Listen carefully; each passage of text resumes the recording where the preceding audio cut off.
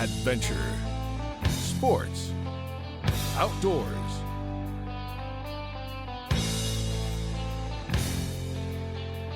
With host Billy Canterbury.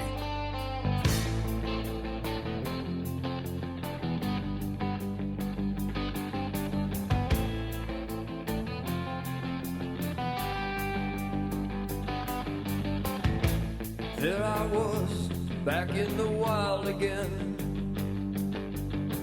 and I felt right at home where I belong. I had that feeling coming over me again, just like it happened so many times before. Yeah.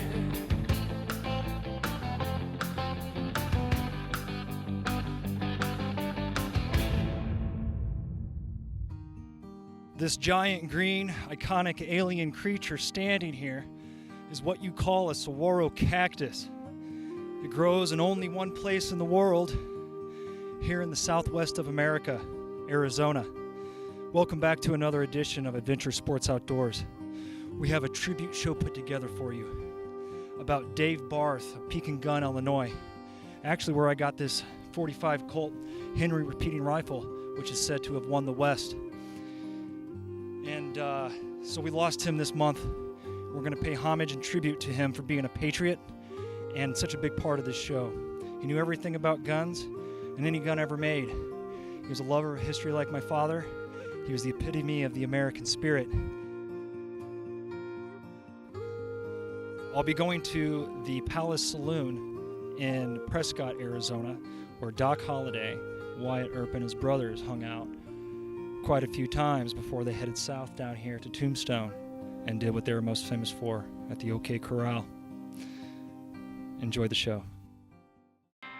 Adventure Sports Outdoors is brought to you in part by Corsaw Lumber, manufacturers of quality hardwood products, buyers of standing timber in Smithfield. Kelleher's Irish Pub and Eatery, located on Peoria's riverfront, open 11 a.m. daily.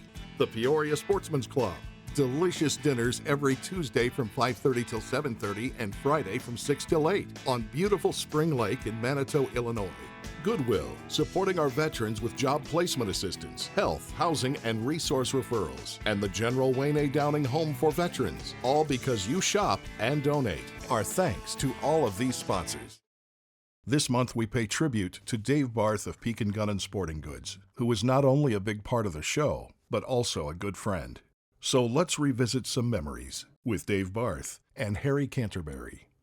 I'm here with a special guy, Dave Barth, who has probably one of the most extensive collections of all kinds of guns. But today we're going to talk about guns of World War II, collecting values and things of that nature. Dave, we're here at this great place of yours, and thank you. I just want to thank you for allowing us to come in and film this. But let's start out today. What gun are we going to start talking about? Okay, well, we're going to start out with American firearms and go through the row on the most commonly used firearms in World War II. And we'll start with the pistols. This is a Colt 1911. And now tell everybody, the 1911, that's when it was invented, is that correct, or close to thereabouts? That's when it was purchased by the military and issued. So it'd been out for a while, but that's when... It had been developed for a few years before that, So yes. that's when the military said, that's the gun we want. That's correct. They were marked U.S. property. This one is made by Colt. It says model of 1911 U.S. Army. And this particular pistol has all the original World War I features. The frame, the hammer, the safety. It's never been altered, but this gun was reissued in World War II. Anything that was in the military stores was reissued during World War II. And then after that, they modified the pistol a little bit and went to a 1911 A1. And they did minor modifications. They scalped the frame here, they went to a shorter trigger, changed the hammer, plastic grips. This particular pistol was made by Remington Rand. That's not the Remington Gun Company, but Remington Rand is a different company. These were made over the years by Ithaca, Singer, Colt, of course, Union Switch and Signal, and a lot of different manufacturers. They were made from 1911 to 1945. This particular pistol is original finish, never been altered, and you're looking at a value of probably $1,000 to $1,800, depending on the condition. You know, those were the primary weapons, handguns, but they did have revolvers. Smith & Wesson and Colt made revolvers. This is a Colt Commando, and it's a 6-shot 38 special. Made in World War II. It had a World War II finish. It left a lot of the original machining marks in the revolver. And was it a that was commonly issued no, gun? you saw more 1911s. You did not see many revolvers. Who got was it an officer's gun on the? Well, everybody got them, but a lot of the military and police got the Smith & Wesson. Some of the pilots, you'll see pilots with revolvers. You know, an interesting side note, when Herman Goering surrendered, he was carrying a Smith & Wesson revolver when he surrendered to Patton's army. Really? Now we're going to go to rifles, and you see these in the movies all the time. This is an M1 carbine. It's a paratrooper model with a side-folding stock. It had a 15-round magazine. You could feed the magazine with a 10-round clip. And the caliber's 30 carbine. It's kind of an underpowered round compared to a 30-06, but this is a paratrooper carbine. Now, did the guys like the small bullet? I've heard some of the old timers talk about it, and it was like, you know, they thought they're like shooting a BB gun or something. It just didn't. I mean, it was a small bullet. That's right. Fast. It was a 110 grain bullet, right, compared to a 30-06, 150 grain at a lower velocity than a 30-06. Right. It was fast bullet, but Right. they just didn't. But believe me, it did a lot of damage on a lot of the enemy, but not the preferred. It did not have a lot of knockdown power. No, not Right. compared to a 30-06. Correct. This particular carbine was modified after the war. They went to a 4-hole handguard, a round bolt. They changed the magazine release and they changed the safety. This rifle in this condition is probably worth in the $1,200 range. If it was all 100% original, you're looking at over $2,000. Now, most of these guns are easily to be purchased? I mean, They're getting harder to find. People are hanging on to 10, them. 15, 20 years ago, they're pretty They were easy, everywhere. and they're getting harder to find. This is a standard carbine right here. It has the flat bolt, the flat charging handle, the 2-hole handguard. It has the high wood right here, but it has been arsenaled after the war. They added the sight and the bayonet lug, and that all determines the value. The stock pouch was an idea some GI came up with to slide the pouch onto the stock to hold 2 extra magazines, and that determines the value. This rifle is worth probably $1,200 to $1,400. Had it not been re-arsenaled, you're looking at $1,800, $1,900 gun. Now we're into the 30-06s. Now this one here is one that's, I'm going to pick this baby up. This is a beautiful gun, and the 1903. Correct. And it's this is a 30-06 caliber. Yes. And this was the mainstay during World War I. World War I, and all World the way War to II. World War II. The Marines in World War II had a lot of 03s and 03A3s until probably 1944, 1945 before they ended up with Garands. Well, see, the Marines always got the leftovers. That's right. So that's why they got this rifle. These early rifles have the front sights ahead of the receiver. It's got a finger groove forearm. And those are the primary differences between that and an 03A3. All the parts on this are machined steel, where they went to stamp steel later on. Now, what's a World War gun II. like this worth in this condition here? I'm on a 0 to 10. I'm going to say, on the age and everything's probably around an 8, I would think. Yeah, it's pretty a pretty nice. clean rifle. It's probably in the $900,000 range, Yeah, up probably to a something grand, like yeah. that, up to 1,000. A lot of these were turned into sporting rifles when they came back. Unfortunately, yes. Sporting rifles were hard to find in the 50s and 60s, Right. and they converted a lot of them, drilled and tapped them. Once you drill and tap them or make a major alteration, The values it's a go $200 to or $300 gun. Yeah, goes down to nothing. Beautiful gun, though. I sure like that rifle. What do we got next? Okay. This rifle was replaced by an 03A3, and they moved the rear sight from ahead of the receiver to the back of the receiver, so extended your sighting radius. And they eliminated features like the finger groove forearm. They stamped the trigger group, they stamped the barrel bands, but still these have significant value. This particular rifle was made by Remington, and it has a perfect bore. It's all matching, which determines the value. You know, if you've got all mismatched parts, it's worth considerably less, but this is probably a $1,000 to $1,200 rifle. If it had mismatched parts, you're looking at $800 in this shape. It fired a 5-round clip of .30-06. So you'd open the bolt, put the clip in, push them off, and your rifle's loaded. Now, is there anything to when those ting? There's a noise when those are empty. They go ting. That's the Grand. That's on the Grand. That's the Grand. That was made to do that, right? So they knew that Yes. the gun was empty. Well, that's something the enemy soldiers picked up on, the Japanese and the Well, here, Germans. ting, he's out. And when you fired the M1 Grand, if you want to show that, Harry, Yeah, let me hold it up there. it Another weighs beautiful 9.5 gun. pounds. Boy, heavy gun too. Yep, 9.5 pounds, semi-automatic. It's an 8-shot .30-06, uses a clip. And when the clip was ejected, and the rifle would eject the clip automatically, you'd hear a ting. And when you heard that ting, you knew the rifle was empty. Well, the Germans and the Japanese figured that out. Well, the Americans figured out, we'll just carry a couple extra empty clips in our pocket. Throw them down. So they'd throw them down, and they still had rounds in the rifle. Like Sergeant York. That's right. During the turkey call, right? Yep. You know, during World War II, Springfield Armory made all the M1 Grands. And then the Grands were made into the 50s during the Korean War, and they were made by H&R, International Harvester, and Winchester. Wow, what a heavy gun though. I mean, it's 9.5 pounds. you better be a young buck to But a lot of carry that. firepower. Yes, Eight round clip. You bet. And this is the M1 carbine. This is and, the World War II M1 yeah, carbine. 30 caliber. 30 carbine caliber. Yeah. 15-round magazine. Yep. Load it like so. Yep.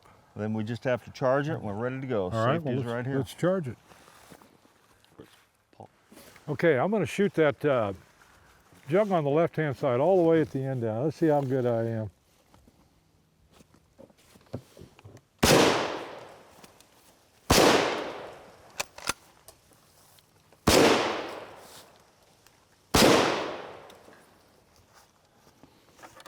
Shoot that little beer can right there. This is the 03A3 Springfield. It's a 5-shot magazine, 30-06. I'm going to shoot the full jug on the right side, the one on the left.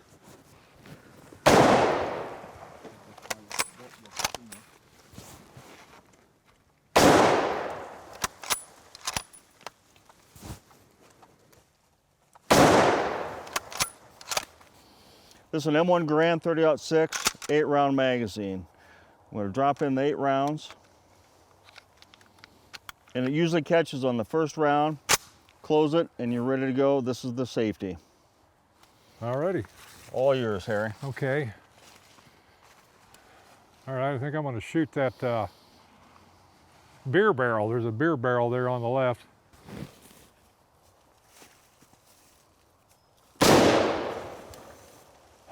Oh my goodness, I didn't know it had a thing in there. That was a tracer round. Oh really?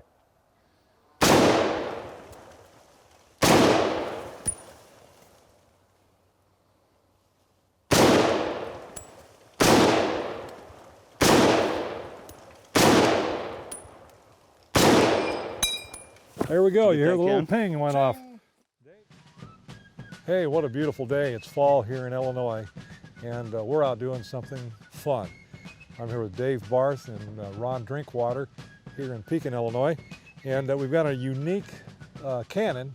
It's a 3/4 scale cannon from the Civil War. And I'm going to have Dave Barth explain to you what it's all about and what we're going to do today. Dave? Yeah, Harry's right. This is a 3/4 scale Parrott cannon. It shoots an 1.5-inch round ball. The original cannon was a 3-inch bore and rifled. This is a smooth bore muzzleloader. The original Parrott was a breech loader. It shoots a powder charge of 675 grains of powder. We wrap it in a aluminum bag, and that'll prevent an accidental misfire after we shoot it the first time in case there's a hot burning ember down the barrel. And the ball we're going to shoot, now you would, boy, I wouldn't want to get hit by one of those babies. It would ruin your day. Yeah, it would. It'd make you sad. That's 1.5 inches. It weighs about 1/2 pound, would you say? Or? I would say 3/4 of a pound. 3/4 of a pound. Yeah, that's a heavy ball. And if this was to scale, how big would the ball be? 3-inch ball. I would shoot a 3-inch ball. 3-inch ball. So it would be that big around. It would be okay. huge. And this is not rifled. This is what they call a smooth bore. Smooth bore muzzle loading. Okay. Cannon. And they did make these in rifled also, though, right? Oh yes, the Parrott cannons were all rifled. They were all rifled. Yes. And this was made by some reenactors many years ago, wasn't A it? group of reenactors in Pennsylvania made this gun, and they actually shot it in Gettysburg. And they won, you see. You They tell won me. the match. They won the Yes. match. Is that right? Yeah. And is this our powder monkey right here? This is our powder monkey, Ron. This Yes. is Ron. And we're going to do this. I've always wanted to shoot a cannon, and I get the opportunity to do so today. And Dave has a lot of, you've got all kinds of Civil War stuff. You've got muskets and Oh yeah, pistols. rifles and pistols. I'm a history buff, and Yeah. so I collect all that kind of Yeah, stuff. you yes. tell me you just got back from Shiloh. Just got back from Shiloh a few months ago. Yeah. Shiloh and Fort Donaldson. It's Yep. not too far away. Yeah. You know, it's a good place to go. Oh yeah, Fort Henry's just around the corner. And Yes. you spent all my time as a kid down at Shiloh. My dad was a relic hunter. Well, anyway, to start out this project, what do we do next, Dave? Let's load up and shoot. Load up and shoot, okay. I always have to be either the German officer or the Confederate. I'm always on the other side, of course. He's dressed in a sergeant, nice, beautiful sergeant stripes right here. And now, if you were an artilleryman, this would be red, wouldn't it? That's correct. This Yeah. is not the right uniform. But it's close enough. Right. Am I the good guy or the bad guy? You guys won, so I guess We're the good guys. I guess you are the good guys, that's for sure. Because we had better guns and more resources. Well, yeah, you did. Sure you did. Yeah, during the Civil War, of course, we only fought with one hand behind our back. The Confederates were totally ready as they could be, and they sent everybody they had to the front. And they lost a lot of people, and so did we. But our resources were many, and we were the industrial North, and we won the war really hands down. It took a while, but we did it. Now, what's our first procedure? Well, I've already cleared the bore, so the cannon's clear. We're ready to put the powder charge in. Okay, now how much powder we got in there, Dave? This is 675 grains of powder. I wrap in aluminum foil, so after the first shot, we can clear it out, reload again safely, so there's no burning ember down inside the barrel. So once this fires, the powder fires, it won't blow, it'll blow this out or won't Sometimes it'll blow out, sometimes it won't. blow? Sometimes it won't. So we're gonna worm the barrel after the first shot. Now, when they fired the cannon back in the Civil War, how would they load the powder at that time? Would they have Basically, powder this- charges, little bags? They had little bags of cloth that held the powder charge. And And they'd carry them in a caisson, you know, that they'd put behind the cannon. they would tear it open on both no, ends? No, they would shove it in. They would put the powder in, seat the ball, pick the powder charge, and then fuse it, or if they had a lanyard, they'd lanyard fire it at that time. So they put a charge in the They tube put a that goes, primer right the down, primer, right so down that the would flash shoot hole. into the bag, Yes. ignite the bag, Ignite the the bag. compression would be on the back, and it would force the the ball out. Correct. Now, if this was a real gun, how far would they shoot with it? Miles. Okay, I've cleared the bore. We're ready to do the powder charge. And like I say, I've got it wrapped in aluminum foil. We're gonna set it in the muzzle, and then we're gonna seat the powder charge. I have the ramrod marked to when I have the powder fully seated. Right.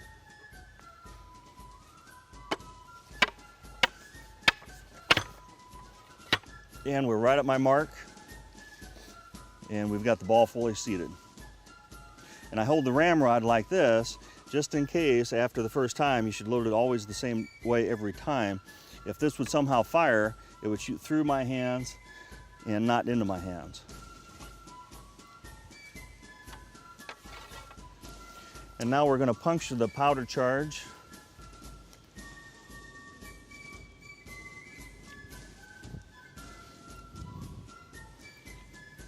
And we're going to fuse the cannon.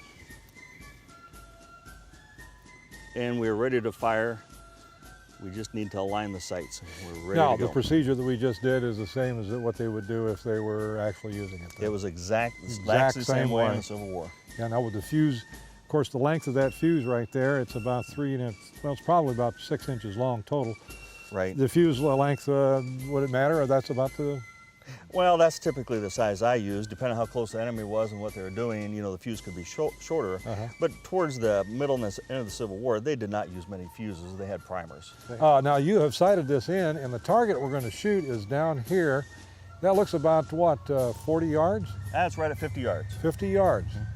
And you say that the accuracy of this gun is quite amazing. You know, if I'm on my game, I can put 3 balls in a circle about 12 inches at 100 yards. Is that right? Yes, it shoots You pretty could almost go accurate. deer hunting with this. You could. If it was a shoulder-fired muzzleloader, it would be legal.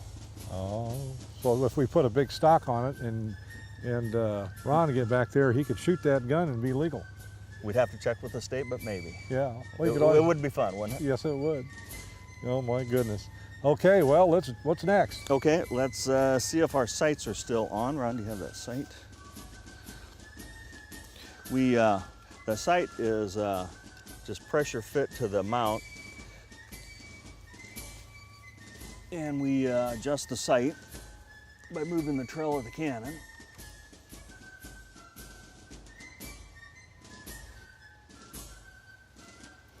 Okay, we're good to go. We're ready to go. You got her? Mm-hmm. Now, it beats lighting the cannon with a Bic lighter. Now, we don't have what they have, like a stick or something, and they put it on there with a fire on it? Oh yeah, they had a lit fuse, yes. So they had like a torch in, right? Mm-hmm. Mm-hmm. Kind of like rags tied around it. It was hot. Yes, yes. I do not have one of those. And Clint Eastwood would not like that cannon with a Zippo. Well, no, we can't do that. So, we've got to be, as close as we can get. That's right. And then we need to step back about where Ken is to give it a little clearance. And why don't you do the honors of lighting it, Harry? Well, I'd sure love to do that. I've never done that before. You might want to hold your ears. It's a little bit loud. Okay. Let's remove the sight, and we're ready to go. Okay. Push it right in, and you'll know when it's lit. There you go.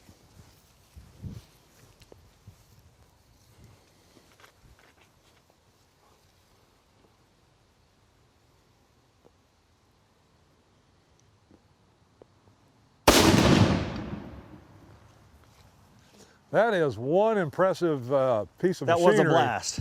Yeah, that was a real blast. Can you imagine if that was a 3-inch bore? And say there's 100 guns going off, look at the smoke. Yeah. Is that a hole in the target? I believe so. I'm going to run down and take a look at the target. Let's do that. There's where she went, and Dave zeroed it in. Now he knows he's got to move it. The height-wise, he was perfect. He would have been in the red right there. At 50 yards, I mean, that is, I'll tell you what, if that was a charging infantry, that would be a deadly. It would have. And if this was his main body, it would have blew his arm off. Man, I wouldn't want to be hit by one of those iron balls. Or You lead balls. would know. My You would God. not know it, would you? No. Well, what are we going to shoot next, Dave? Well, we're going to shoot that Springfield. Okay, let's do it, man.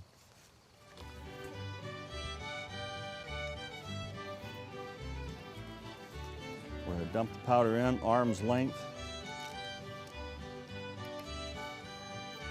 And then we're going to seat the ball. Here, do you have that Here's ball? the ball. Oh, an original, thank you. Oh.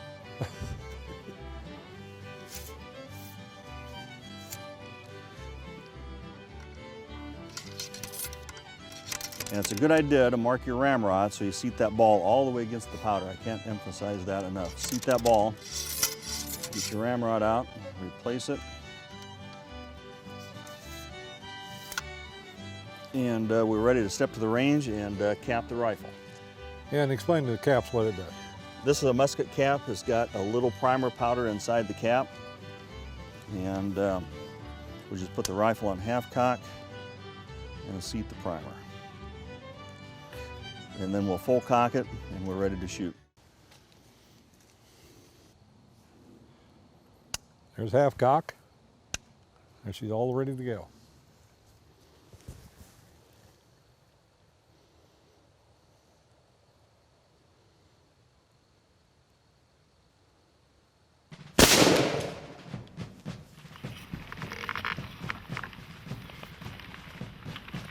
Not bad from standing at 50 yards. It'd be nice to lean up against a tree where you could steady the aim, and your gun would be much more accurate. But for freestanding, Well, that's pretty good. And that rifle has not been sighted in. yeah, it hasn't been sighted in, but I feel pretty good about it. That's not bad. Not bad at all. Okay, Dave, throw me one. I get to shoot one. Right. That heavy shot. 60. It's a hard trigger pull. Lynch. I'm Dave Barth with your Sportsman's Tip of the Week. We've talked in the past about concealed carry handguns and self-defense handguns, but we have not talked about shotguns. A shotgun for home or for backpacking is hard to beat. You just can't hardly miss. If you're in bear country, a shotgun loaded with buckshot or slugs or something like that would be just a really good self-defense gun to have. We have a few examples of shotguns that would make a good choice for home defense. The first one here is a Mossberg. It has a collapsible stock. It's a 5-shot, 2 3/4 or 3 inch. It has a shell holder on the buttstock, and it's a pump shotgun. Pistol grip, pump shotgun. The next one in line is a Stevens. It has ghost ring sights, pistol grip, and it's also a pump. Shoots 2 3/4 or 3 inch. It's a 5-shot magazine. If you want a semi-automatic, there's many choices. This is a Benelli. It's a 12 gauge 3 inch with a Picatinny rail and ghost ring sights. And here at the other end, we have a pistol grip shotgun. It's a pump. It's got false muzzle brake here, and it's also a 5-shot, 2 3/4 or 3 inch. The last gun in the line here is a Remington 870 Tactical. It has an 8-shot magazine, a Picatinny rail so you can mount optics on it, open sights, a ghost ring sight, and any of these would be a good choice. One accessory you would really want to put on any of these would be a sling. As far as ammunition, some good choices would be a buckshot, either in 2 3/4 or 3 inch, like a double-aught, number 4 buck, or even slugs. A barrel load would be like a 2 3/4 or 3 inch slug. I'm Dave Barth with your Sportsman's Tip of the Week. Wyatt Earp was born in Monmouth, Illinois, but before he was involved in the famous Wild West gunfight at the OK Corral, he was a common troublemaker in Peoria. He would eventually move west, and the rest, they say, is history. Billy Canterbury paid a visit to the Palace Saloon in Prescott, Arizona. It has seen such famous patrons as Wyatt and Virgil Earp and Doc Holliday in the 1870s before they headed south to Tombstone. Wyatt Earp was involved in several gunfights behind the saloon, killing 2 men. Doc Holliday also killed a man in this saloon during a knife fight. Old-fashioned person, but he always drank this. But we are known for old-fashioned, so I always recommend an old-fashioned. Okay, so Doc Holliday's favorite drink. Favorite whiskey, yes. Was, they are favorite drink. This was his favorite whiskey. Yes, sir. And an old fashioned was his favorite drink. Yes, sir. And we are in a saloon that he used to drink in. Absolutely. We've had Doc Holliday, Wyatt Earp, Teddy Roosevelt, and the Rough Riders up to this bar. Original from 1877, saved in the fire of 1900. All right. Ciabatta Bing cherry in there, orange slice, simple syrups and bitters, and of course your whiskey. Doc Holliday and Wyatt Earp's famous saloon in Prescott, Arizona, before they headed south to Tombstone to become what they were most famous for. Cheers to my father, Harry Canterbury, Dave Barth, and to the pioneers of the Wild West who helped give us the country we have today. Thank you. Cheers. Cheers. Adventure Sports Outdoors is brought to you in part by Corsall Lumber, manufacturers of quality hardwood products, buyers of standing timber in Smithfield. Kelleher's Irish Pub and Eatery, located on Peoria's riverfront, open 11 a.m. daily. The Peoria Sportsman's Club, delicious dinners every Tuesday from 5:30 till 7:30 and Friday from 6 till 8 on beautiful Spring Lake in Manitou, Illinois. Goodwill, supporting our veterans with job placement assistance, health, housing, and resource referrals. And the General Wayne A. Downing Home for Veterans, all because you shop and donate. Our thanks to all of these sponsors. I will now be conducting what some consider to be the highest honor anyone can receive. I will be rendering a 21-gun salute to my father, Harry Canterbury, and his brother-in-arms, Dave Barth. I salute the both of you.